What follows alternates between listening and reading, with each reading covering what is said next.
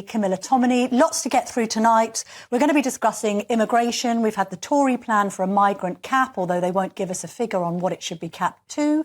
We've also got Labour saying that they'll bring down the numbers, but again, they won't set a target. And we've got Reform suggesting that migration should be at net zero. So we'll be discussing all that a little later in the show. We're also going to be discussing, of course, Nigel Farage being milkshaked on the campaign trail in Clacton. Not the first time he's had a drink thrown at him. This was the scene there earlier today as a girl walked up to him, threw a milkshake and then walked away. And we're, of course, going to be discussing tonight's TV debate. And actually, we'll cover all of those subjects and more, I hope, with Chris Philp, who's the policing minister. He's the prospective Tory candidate for Croydon South as well. Chris, lovely to see you this morning. This evening. Good evening, Camilla. I'm used to doing the show in the morning.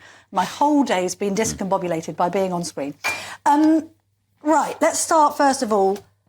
Farage might not be somebody that you particularly like or admire, but at the same time, he shouldn't be being attacked with a milkshake on the campaign trail, should he?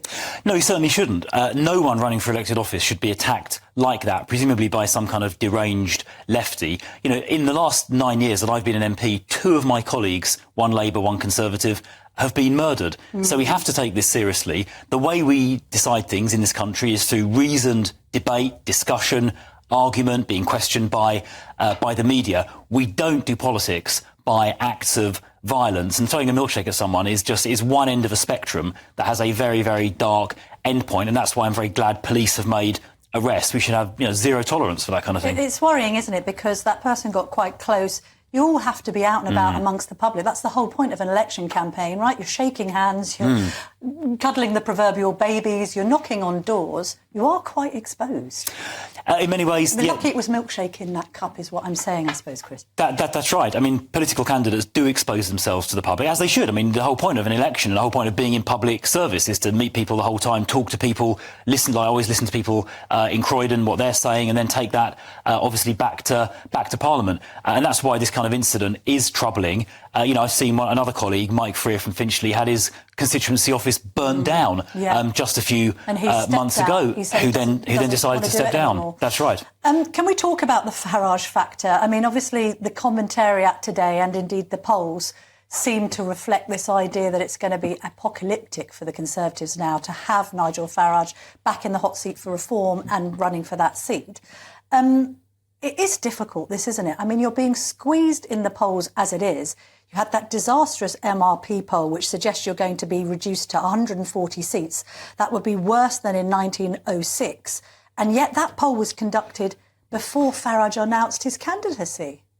Well, let's start with Nigel Farage. I mean, Nigel Farage, I think, has run for Parliament now 7, 8 times, I've lost track, and has lost on every occasion. He, ran in a similar way to this in 2015, didn't win a single seat when it was UKIP, and I think most pollsters, most commentators would say that Reform are not going to win a single MP in this election. And yet polling does suggest he's more popular with Conservative voters than Rishi Sunak. That's a massive problem for you, isn't it? Well, the point I was going to make is that given that Reform are not going to win any MPs, if people are Conservative-minded, like as I am, then if anyone votes for Reform, they are simply risking letting Labour win more and more MPs, giving Keir Starmer the keys to number 10 Downing Street. And we know that Keir Starmer has absolutely no interest whatsoever in controlling immigration. He's got no interest at all in personal liberty or controlling taxation. Can you make that point on immigration when 2 million people have come into this country in the last Parliament alone under the Conservatives? That was following a manifesto in 2019 which pledged to keep immigration down and take back control of our borders. We all remember that Boris Johnson-esque slogan. What's happened? I mean, this is why you're behind in the polls. It's one of the main reasons, isn't it? You failed to control immigration, both legal and illegal. Well, firstly, on the numbers, many of those, for example, came from Ukraine. That was a couple of 100,000.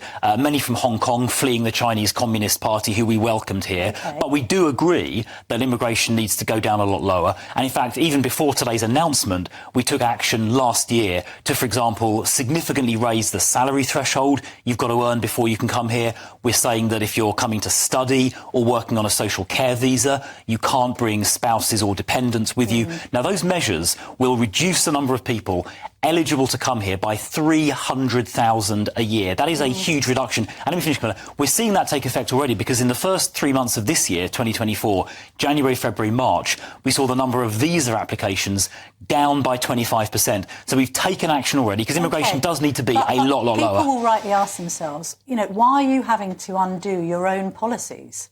This has happened over the course of the last 14 years. OK, there's a statistic to suggest that in the 25 years leading up to 1997, net migration is around 60, 70,000 a year.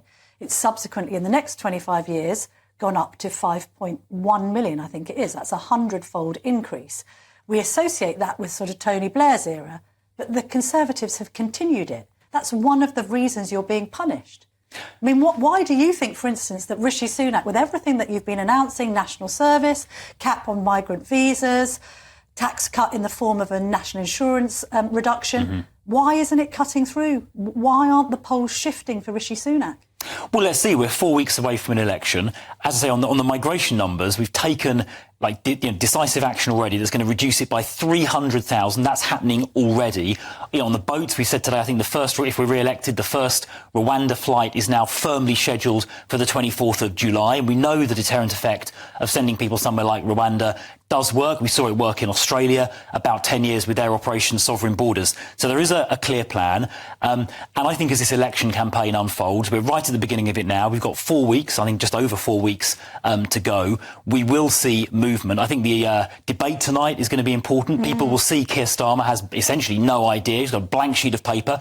He will say whatever he thinks he needs to say to get elected. You saw him on that clip then, claiming to be tough on immigration, when as a left-wing lawyer, he was the one that was insinuating that immigration laws were somehow racist. It was the Labour Party who voted 139 times in the last Parliament against our immigration laws. Why not and put a cap on the numbers then? Why not give a target? Because you could have scored a win there against Shadow Home Secretary Yvette Cooper, who on my show on Sunday refused to put a target on it. And I think people watching and listening to this will say, well, if you don't put a target on it, then you can't control immigration, really. You need you can say to yourself, look, immigration is a good thing, but we've had too much of a good thing. Therefore, we're going to cap the numbers at, say, 200,000. Why don't you put a cap on it and say what that cap is to give the public reassurance that you can control this issue? Well, some numbers I can give are the measures we've taken already, the higher salary threshold, banning the dependents and spouses for students and for care workers. That's going to reduce the number by 300,000. So that's a firm number that your listeners and your viewers can take to the bank straight away.